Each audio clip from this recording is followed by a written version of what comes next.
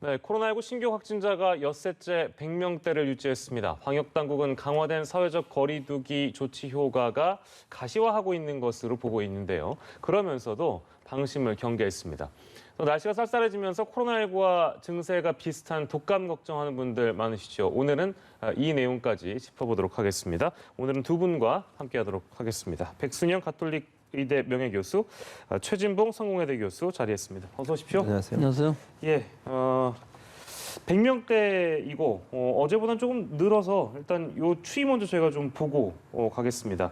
일단 어떻게 좀 진단을 하시는지 백 교수께 좀 먼저 드리겠습니다. 그러니까 어저께는 월요일이었기 때문에 예. 주말 효과가 있어서 주말에는 사실 5,362건밖에 안 했습니다. 근데 오늘은 14,781건을 했으니까 거의 3배 가까이 했는데 예. 136명. 또 국내 발생은 120명이기 때문에 예. 상당히 희망적인 숫자라고 볼 수 있고 또 전체 진단수 중에 양성으로 확진을 받은 사람의 퍼센트도 0.92%로 상당히 많이 줄어들었어요. 예, 예. 그래서 이 확진자가 지금 감소 추세에 있는 것은 분명한데 예, 예. 한 가지 좀 우려되는 부분은 지역 내에서의 이 감염원을 모르는 불명의 환자들의 수가 아직도 20%를 넘고 있다는 거는 아직도 우려되는 부분이고 예. 또 한 가지 희망적인 부분은 서울 수도권 안에서 100명 이하로 떨어졌다는 부분도 희망적이긴 합니다. 예. 이것은 무슨 의미냐면 일단 서울 수도권에서 발생한 이 대규모 유행이 전국적으로 퍼지고 있는 상황은 아니다.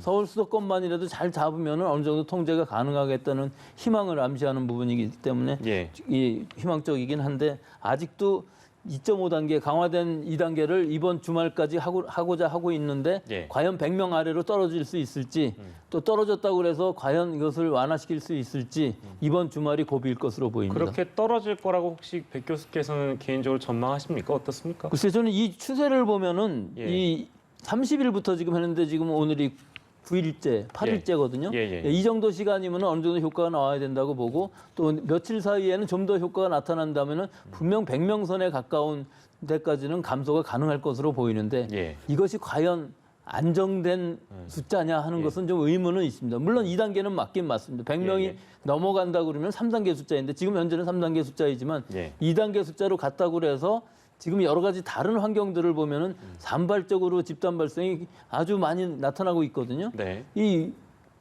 분야가 여러 분야에서 가정 집에서부터 뭐 콜센터, 교회 이게 지금 상당히 불안한 부분이 있어서 예. 언제 또 큰 집단 발생이 일어날지 모르는 불안감은 분명히 있습니다. 숫자가 두 자릿수로 만약에 내려온다고 하더라도 뭐 깜깜이 감염이나 산발적인 지역 감염도 여전히 좀 번지고 있는 상황이기 때문에 안심할 수가 없을 것이다라고 이제 전망을 좀 해주셨고 오늘 서울시에서 발표한 내용이 있었거든요, 최 교수님. 요거 네. 어떤 내용이었습니까? 그러니까 뭐냐면 이 그 손잡이 있잖아요. 문고리라고 보통 얘기해요. 문을 열 때 잡는 손잡이하고 에어컨에서 코로나19 바이러스가 검출이 됐다는 겁니다. 예. 이게 뭘 얘기하는 거냐? 첫째, 이게 에어컨을 가동하게 되면 공중에 바이러스가 떠다니면서 에어컨에 묻을 가능성이 있다는 거죠. 예. 즉 감염된 사람이 함께 공간에 있을 때 문을 닫고 에어컨을 계속 가동을 하면 공중으로 바이러스가 일정 부분 공중에 떠다니게 되고 그것이 날아가서 결국 에어컨에 붙었다고밖에 볼 수 없는 거잖아요. 네네네. 그런 차원에서 본다고 하면 에어컨을 켤 때는 가동을 할 때는 반드시 2시간마다 문을 열어서 환기를 시키라고 하는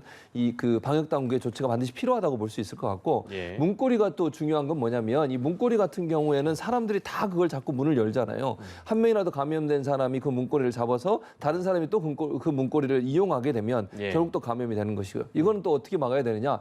결국 뭔가를 만지고 나서는 본인의 입, 코, 눈 여기에 절대로 손을 갖다 대면 안 된다는 거예요. 손을 씻거나 예. 아니면 손 세정을 한 다음에 본인의 얼굴을 만져야지 어디를 갔다 오면 반드시 들어오시면 손부터 닦고 아니면 손 세정을 해야 된다. 그러지 않고 얼굴을 만졌을 때는 자기도 모르는 사이에 감염될 수 있는 위험성도 상존해 있다고 볼 수 있을 것 같습니다. 네, 백 교수님. 이게 이런 콜센터 같은 사람들이 많이 모여 있는 곳에서는 기본적인 방역 수칙을 지켜야 되는데요. 네. 거기서 제일 중요한 것이 일단 소독입니다. 예. 소독을 정기적으로 주기적으로 잘하고 그다음에 환기입니다. 왜냐하면 소독제의 독성도 남아있기 때문에 환기를 해야 되고 그다음에 지금 말씀하신 것처럼 에어컨이라는 이 공조가 우리는 지금 비말 감염으로만 알려져 있지만 이런 공조의 바람 방향에 따라서 공기 감염이 가능하거든요. 예. 그래서 파주에 있어서의 카페에서도 한 사람 있었던 것이 전체가 다 감염되는 상황이 일어나기 때문에 예. 이런 직장에서의 이런 부분이 굉장히 중요하고 이런 환경에서 바이러스가 검출되었다는 것은 전체가 굉장히 많은 양성률을 나타낼 수밖에 없다는 환경을 증명하는 부분들이기 때문에 예. 이런 칸막이라든지 또는 거리두기라든지 또는 환기라든지 공조 이런 것들은 모든 것에 다 신경을 써야만 되는 지금 이런 좀 엄중한 상황인 건 맞습니다. 예, 오늘 서울시에서 그 역학 조사 과정 중에서 나왔던 얘기였습니다. 그러니까 강동구 콜센터에서 있었던 그 부분들 저희가 좀 짚어봤고, 자 그리고 가장 많이 이제 거론됐던 부분은 한강공원 얘기를 저희가 좀 해볼까 합니다. 한강공원 편의점에 들른 고객이 있는데 이분이 확진자였고 머무른 시간이 4분 가량이고, 근데 이제 파악을 해보니까 방역 당국에서는 이분이 마스크를 쓸 때 조금 착용 상태가 좀 불량해서 전파 가능성이 있다고 판단을 했다고 합니다. 이렇게 된다면 아무래도 이 시점에 편의점에 같이 들른 분들이 계신다면 역시 감염의 우려가 있을 것이다, 이렇게 봐야겠네요. 그렇죠. 일단 마스크를 안 했기 때문에 비말이 그 주변 환경에 묻어 있었을 것이고 그 시기에 거기 방문하셨던 분들은 감염이 되어서 예. 무증상으로 N차 감염이 이미 일어났을 시간이거든요. 그렇기 때문에 이게 아마 1일이고 뚝섬의 GS 편의점이라고 알려져는 있는데 예. 이 시기에 거기 그 근처에 계셨던 분들은 증상의 유무와 상관없이 진단을 받아보시는 것이 좋을 것 같습니다. 예. 즉 본인이 느끼지 못하는 무증상이라 할지라도 그때 감염됐을 수도 있었기 때문에 네. 그 주변에 계셨던 분들은 전부 진단 검사를 받음으로 해서 N차 감염의 고리를 끊어질 수 있을 것 같은데 좀 시간은 많이 지나서 예. 아마 진단을 받으신다 할지라도 또 다른 N차 감염이 일어났을 수 있는 상황이긴 하지만 예. 일단은 아시는 분들이라도 그 동선에 같이 겹치신 분이라도 진단은 받으셔야 할 필요가 있어 보입니다. 네, 이렇게 이제 상황이 되니까 결국에는 2.5단계 실시하면서 뭐 이제 갈 곳이 없어진 분들이 한강공원에 몰리면서 결국엔 이런 우려된 사태가 벌어진 것인데, 그래서 이거 이제 풍선 효과라고 많이 보도를 하고 있습니다. 그러니까 풍선 효과 결국에 무엇이냐? 그러니까 실내 활동이 좀 제한되다 보니까 다른 쪽으로 이제 튀어나온다는 의미에서 풍선 효과가 많이 거론되는 것 같기도 하고, 그리고 요즘 헬스장 영업을 안 하니까 산스장, 공스장으로 간다고 합니다. 이것도 같은 맥락에서는 풍선 효과라고 봐야 되겠죠. 그렇게 봐야죠. 왜냐하면 사실은 이제 카페나 아니면 헬스장 이런 데가 다 문을 닫잖아요. 지금 문 닫게 되니까 결국 운동하러 가는 분들은 이제 특히 연세 많으신 분들 같은 경우에 동네 공원 같은 데 가면 운동기구들이 있잖아요. 야외에 설치된 운동기구. 또 산에 야산에 올라가시면 또 그런 운동기구들이 설치되어 있는 곳이 많이 있습니다. 이러다 보니까 거기 가서 이제 운동을 주로 하시게 되는데 네. 이제 문제는 뭐냐면 아까 이제 우리가 문고리 손잡이 얘기도 했잖아요. 예, 마찬가지 개념이거든요. 이 운동기구 같은 게 여러 사람이 사용하다 보면 혹시나 감염된 분이 거기 와서 운동을 하고 갔는데 그걸 모르고 다른 분이 와서 그 손잡이나 아니면 운동기구를 만지게 되거나 아니면 주변에 있는 벤치에 앉게 되시거나 예. 또는 뭐 그분이 운동하시면서 말을 하거나 하면 노래를 불러서 그게 비말이 튀었는데 그걸 모르고서 다 손이 닿고 그리고 나서 본인의 입으로 가는 땀을 닦는다고 또 얼굴에 눈 쪽에 손이 가게 되면 그것이 결국은 또 감염의 통로가 될 수 있다는 거죠. 네네. 중요한 건 사람들이 줄어들다 보니까 저렇게 지금 화면에 나오는 것처럼 또 운동을 좀 격하게 하시다 보면 마스크를 벗는 경우도 있거나 턱 스크라고 해서 턱으로 내리는 경우도 있거든요. 그렇습니다. 네네. 그랬을 경우에는 또 비말이 튈 수도 있고 또 이제 많은 분들이 저곳에 함께 모이다 보니까 앞에 얘기도 하고 뭐 대화도 나눌 수 있는 그런 기회가 되고 이러다 보니 예. 저것도 이제 야외 공간임에도 불구하고 감염의 위험이 더 높아지는 상황이 됐다. 결국 풍선 효과라고 하는 것은 현재 헬스장이 다 문을 닫으니까 갈 데가 없어서 결국 저런 쪽으로 몰리게 되고 예. 야외에 몰리는 사람들이 가까이에서 마스크를 내리고 좀 안이하게 대처하시다가 감염될 수 있는 위험성에 몰리고 있다. 예. 이렇게 생각할 수 있을 것 같습니다. 예, 뭐 우리 이제 늘 얘기하는 집회의 경우에도 결국에 야외였습니다. 야외에서 그렇게 또 확진자가 폭증하게 된 계기가 됐으니까 그 부분을 좀 생각을 해주시면 좋을 것 같고, 자 제일 걱정되는 게 사실 추석 연휴라서요, 교수님. 이 추석 연휴에 물론 총리도 나서서 직접 얘기를 했고 고향 방문을 좀 자제했으면 좋겠다 그런 권고를 했는데. 그럼에도 불구하고 이제 가시는 분들 뭐 어떻게 막을 수는 없는 그런 상황이라서, 근데 일각에서는 이러다 보니까 이동 금지 명령 이걸 내려야 된다 이런 목소리까지 나오는데 이건 좀 과한 걸까요? 그래서 좀 과해 보이는 것이요. 예. 그 중국이나 이런 사회주의 국가들에서는 봉쇄령을 내리고서 예. 우한인 경우에 있어서 완전 봉쇄를 했거든요. 네. 그래서 효과를 어느 정도 얻었어요. 예. 근데 우리 같은 경우 지금 예를 들어서 서울을 봉쇄한다고 그래서 서울에서 못 나가겠습니까? 이 완전히 봉쇄한다는 것 자체가 불가능하고요. 네. 우리는 민주적인 방역으로 실제로 권고를 하고 우리 시민들이 잘 따라주셨기 때문에 지금까지 이겨온 것이고 네. 사실은 대구 신천지일 경우에 있어서도 대구 봉쇄라는 말은 많이 나왔지만 한 번도 봉쇄한 적은 없었거든요. 예. 그리고 시민들이 이동량을 줄임으로 해갖고 통제가 가능하게 된 상황이기 때문에 지금 상황도 마찬가지입니다. 이게 굉장히 엄중한 상황이긴 하지만 서울 수도권을 봉쇄한다고 될 일은 아니고 우리 전 국민들이 올해 추석만은 좀 이동량을 줄이셔야만 올 겨울을 지나갈 수가 있지. 만약에 이번 추석에 대규모 이동이 일어나고 전국적인 확산이 일어난다면은 올 겨울부터는 이제 우리 지금까지의 방역 이런 방역이 아닌 환자 수를 셀 수 없는 뭐 800명, 뭐 2,000명 이런 숫자가 아니라 예. 더 큰 숫자로 가서 일단 진단을 하지 못하고 증상이 있는 사람들을 최소화하는 피해를 최소화하는 완화 정책으로 갈 수밖에 없는 상황이기 때문에 예. 우리 국민들이 아마 현명하게 이번 추석 잘 지내실 걸로 보고 예. 적어도 우리 목표로 보면 저 방역대책본부에서는 내년 추석을 말씀하셨지만 올 설이라도 지금 잘 지낼 수 있게 되려면은 올 이번 추석 이 가을 잘 넘겨야 되겠다고 생각합니다. 예, 이제 그래서 박능우 보건복지부 장관도 연로한 부모님의 안전을 위협할 수 있다. 이제 그런 점이 우려된다라고 언급을 했습니다. 또 어제 저희가 짚어봤습니다만 추석 연휴에 그 온라인으로 이제 소통할 수 있는 그런 방법도 대안을 좀 제시를 해드린 바 있고요.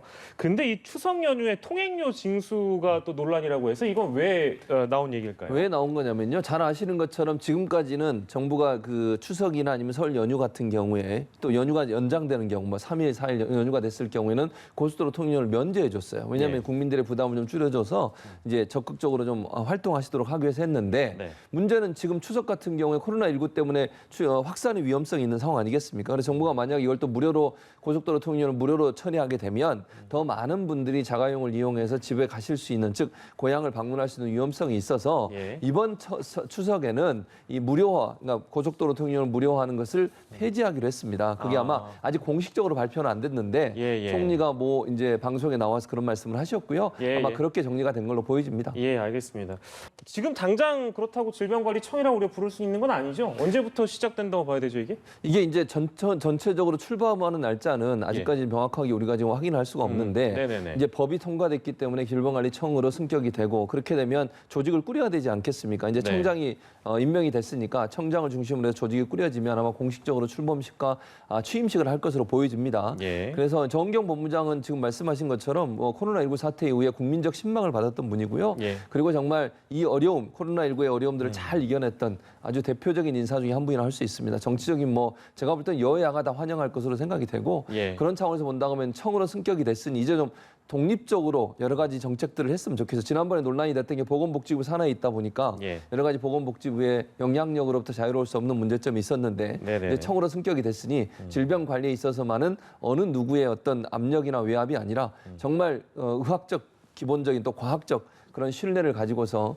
국민들이 신뢰할 수 있는 그런 청으로 발전해 나갈 것으로 기대가 됩니다. 네. 공식 출범 날짜가 이제 막 저희도 잡히는 게 있어서 알려드리는데 12일부터 예. 공식 출범을 한다고 합니다. 이번 주 토요일부터는 이제 청장이 되시는 거고 질병관리청 이제 기구의 이름도 이제 바뀌게 됩니다. 원래는 그 교수님 여기가 국립보건원으로 시작했었던가요? 국립보건원에서 질병관리본부가 됐다가 이렇게 아닙니다. 됐나요? 아니면? 국립보건원은 지금 권준육 본부장님이 계시고요. 네네네. 국립보건원이 질병관리청 산하에 지금 들어가게 돼 있는 상황이기 때문에 예. 직제상으로는요. 직제상으로는 예, 그렇고. 예, 보건원이라는 데는 사실은 연구를 주로 하는 부분들이고 네네. 질병관리본부라는 데는 일반적으로 이런 질병에 대한 역학조사라든지 이런 부분들은 다 질병관리본부에서 하고 있는 상황인데 예. 실제로는 이것이 질병관리청이 됐다고 해서 청에서 모든 컨트롤 타워를 다 할 수 있는 상황은 아니에요. 예. 이 코로나19라는 상황은 전국적인 현상이 있을 수가 있고 병상이라든지 또는 역학조사 이런 것들이 다 지자체, 범부처 또 지자체가 다 합쳐야만 되는 부분들이 있고 예. 또 여러 가지 컨트롤하는 데 있어서도 다 같이 의논을 하셔갖고서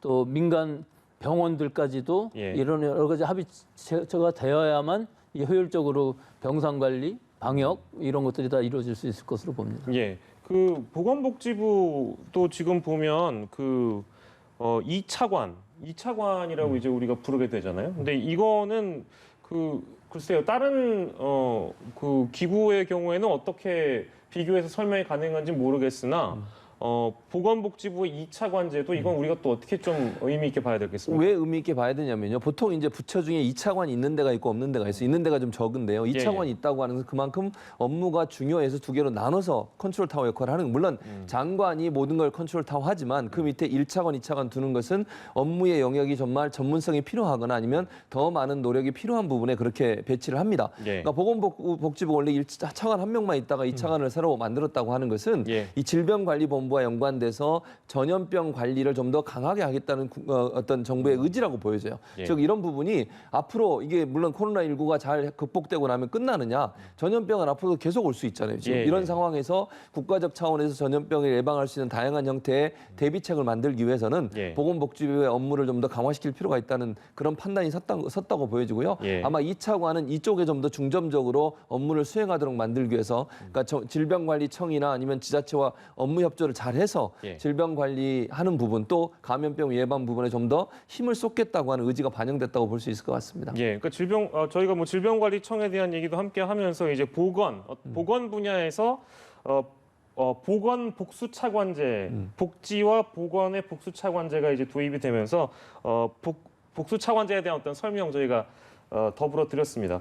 근데 뭐 아마 이제 보시는 시청자 여러분들께서는 그렇게 어려운 거를 궁금해하신다기보다는 이건 뭐 저도 개인적으로 좀 궁금한 부분이라서 교수님 그러면 그 본부장이었다 이제 청장으로 가시는 거니까 월급도 더 많이 올라가나요? 물론 올라가겠죠. 그렇습니까? 직급도 올라가고 제일 중요한 것은 사실은 예산권이라든지 인사가 필요한 것이기 때문에 실제 보건 의료의 전문가들이 이 질병관리청에 많이 새로 또 들어오셔갖고서 이 전문적인 영역에 있어서의 이 역학이라든지 또는 질병 관리라든지 또는 이 연구 부분에 있어서도 질병청하고 보건원에서 하는 연구하고 좀 다를 수가 있기 때문에 이런 부분에 특화된 여러 가지 업무가 필요할 것으로 보입니다. 알겠습니다. 아까 이제 최 교수께서도 말씀하셨습니다만 뭐 이 인사에 대해서는 여야가 뭐 다 환영할 만한 그런 내용이라서 초대 질병관리청장의 정은경 현 질병관리본부장이 임명이 됐다라는 내용 저희가 말씀드리면서 저희 관련된 얘기를 좀 더 이어가도록 하겠습니다. 이제 추석 연휴 얘기도 했었고, 근데 또 가을이 오면 좀 걱정이 되는 것이 바로 독감에 대한 부분입니다. 그래서 이게 코로나와 독감의 동시 유행, 더블 팬데믹이라는 이제 표현을 쓰는데 이게 아무래도 독감 증상, 코로나 증상 구분이 어렵기 때문에 여러 측면에서 이 독감 예방 접종도 좀 맞았으면 좋겠다라고 이제 권고하는 분위기가 아마 그런 맥락에서 나오는 거겠죠? 그렇죠. 올해는 정부에서 아마 3천만 도즈, 즉 3천만 명분의 독감 백신을 지금 준비하고 있는 것 같은데 1,900만 명분 정도는 무료로 하고 나머지 1,100만 명 정도는 유료인데 이것이 지금 나이 연령별을 보면은 보통 6개월에서 18세까지 또 62세 이상은 무료로 접종하게 되어 있는데 그러면은 18세에서부터 61세까지는 어떻게 할 거냐 하는 부분들인데 평소에는 뭐 건강하시니까 많이 안 맞아도 되는 연령대였지만 올해만은 이 연령대도 전부 맞으셔서 가능하면은 독감이 유행하지 않게끔 해야 될 필요가 있으시고요. 또 지금 독감이 같이 유행한다는 건 아마 좀 상상하기는 어려워 보이는데 왜 그러냐면 올해 봄에도 독감이 빨리 유행이 끝났거든요. 이것은 지금 우리가 마스크 쓰기라든지 거리두기, 뭐 위생수칙 잘 지키면은 사실은 그렇게까지 많이 번지지는 않습니다. 또 예방주사 많이 맞으면 가능한 일인데 그래도 결국은 독감이 많이 걸린 사람들이 또 코로나19에 감염이 된다면 상당히 중증으로 갈 수도 있는 것이고요. 이 독감이라든지 감기, 코로나19 이것들의 증상 자체가 결국은 구별이 안 되기 때문에 상당히 여러 가지로 혼란을 일으킬 수가 있어요. 그렇기 때문에 지금 진단에 있어서도 독감하고 코로나19하고를 같이 진단할 수 있는 키트를 지금 승인한다고 하니까 이런 부분들이 굉장히 중요해서 지금 있는 독감 진단 키트만 하더라도 바로바로 해서 독감이라는 것을 진단이 되게 되면은 우리가 일단 치료약들이 있기 때문에 타미프루라는 아주 초기에 잘 듣는 치료제가 있어서 바로 제압할 수 있는 뭐 시간이 좀 지나면은 결국은 어렵습니다만은 이 코로나19에 비해서 독감은 일단 예방주사도 있고 치료제도 있다는 것이 지금까지는 다행이긴 합니다. 예, 근데 요건 이제 좀 어려운 내용이라 3가에서 4가로 변경한 내용이 무료 독감 백신 접종 대상자를 확대하고 3가에서 4가로 변경했다. 이거 무슨 얘기인가요? 그러니까 이제 세 가지 바이러스들에 대해서 저항성 면역력을 가질 수 있는 백신에서부터 네 가지 바이러스에 대해 그 인플루엔자 바이러스에 대해서 면역력을 가질 수 있는 백신으로 바꾼 거니까 좀 더 효과가 좋은 백신으로 바꾼 것이죠. 아, 쉬운 내용이었네요. 예, 별로 어려운 내용. 저만 이해를 못하나 했습니다. 예, 그리고 이 내용도 저희가 짚어봐야 되는데 전공의들 얘기 잠깐 하겠습니다. 오늘 오전부터 전공의들이 복귀를 하고 있는데 일부 병원은 아직 다 안 된 상황이라고 좀 얘기가 들리기도 하고 지금 또 의대생들 국시 거부하는 사안도 지금 남아 있는 상황이라서 현재까지 상황이 어떻게 좀 정리가 되고 있습니까? 지금 상황은 이렇습니다. 19일 만에 이제 일단 복귀를 했는데 이게 병원마다 약간의 차이가 있어요. 왜냐하면 비대위, 그러니까 전공의 비상대책위원회 비대위가 다 사퇴를 했거든요. 새로운 비대위가 들어왔는데 그 비대위도 좀 강성이에요. 그러다 보니까 아무래도 이제 거부를 좀 하고 있는 것 같아요. 그러니까 전체적으로는 돌아오기로 했는데 이게 각 병원마다 약간의 이제 그 병원의 위원회 또는 그 전공의들에 따라서 각각 다르게 대응하고 있는 것 같고요. 갈등의 불씨가 여전히 남아있는 부분은 국시 관련됩니다. 국가고시 관련해서 의사들이 이제 국가고시를 보려면 일단 실습을 보고 실습에 통과한 사람들에 한해서 필기시험을 보게 돼 있거든요. 그런데 잘 아시는 것처럼 이제 실습에 대한 그 시험을 보겠다고 하는 사람 다 신청을 받았는데 전체가 다 하지 않았어요. 약 20%가 덜 되는 그런 퍼센트 정도만 지금 하겠다고 신청을 했고 그러다 보니까 이미 이제 정부에서 한 차례 연기를 했잖아요. 일주일 연기를 해서 국시를 좀 많은 사람이 볼 수 있도록 했는데 그럼에도 불구하고 복귀하지 않고 이제 신청을 안 한 분들 같은 경우에 이제 시험을 못 보게 되는 상황이 됐죠. 그러다 보니까 이제 의사협회하고 이 전공의 협의회 측에서는 우리가 좀 볼 수 있는 기회를 다시 달라고 지금 요청을 하고 있는 것이고 정부는 현재는 원칙적으로는 불가능하다. 아마 정부 입장에서 이런 것 같아요. 전공의들에 대해서 이거 국시를 만약에 허용해 주게 되면 이제 비슷한 국가고시들이 있잖아요. 그러니까 의사 면허를 위해서 국가고시도 보지만 다른 국가고시들도 많이 있는데 그분들도 그럼 만약에 단체 행동하다가 파업하고 그럼 나중에 또 연장해달라면 또 연장해줘야 되고 젊은이들 같은 경우 이제 공정이라는 키워드가 중요하게 작용을 하고 있잖아요. 그러면 20대들 입장에서는 왜 그러면 의사 되는 의대생들한테만 저런 특혜를 주고 다른 분들이 그럼 국가고시 볼 때도 저런 특혜를 또 줄 거냐. 또 누구든지 그러면 협의회에서 와서 파업하고 아니면 진료 거부하고 또 다른 형태의 어떤 집단 행동한 다음에 연계해달라면 또 연계해줘야 되는 그런 상황이 되다 보니 정부 입장에서는 고민이 있을 거예요. 왜냐하면 특별히 의사들한테만 저런 혜택을 주는 것이 전체적으로 공정해서 20대들의 어떤 반발을 할 수 있어서 그래서 이 부분은 논의를 거쳐서 뭐 한 가지 좀 이제 제가 좀 제안을 하자면 실기시험 같은 경우는 한꺼번에 다 보진 않아요. 이게 100명씩 봐서 시간이 조금 이렇게 순차적으로 보거든요. 그러다 보면 시간이 조금 있긴 하니까 이 부분은 의사협회나 정부가 조금 더 한 번 더 대화를 해보면 어떨까 이런 생각은 듭니다.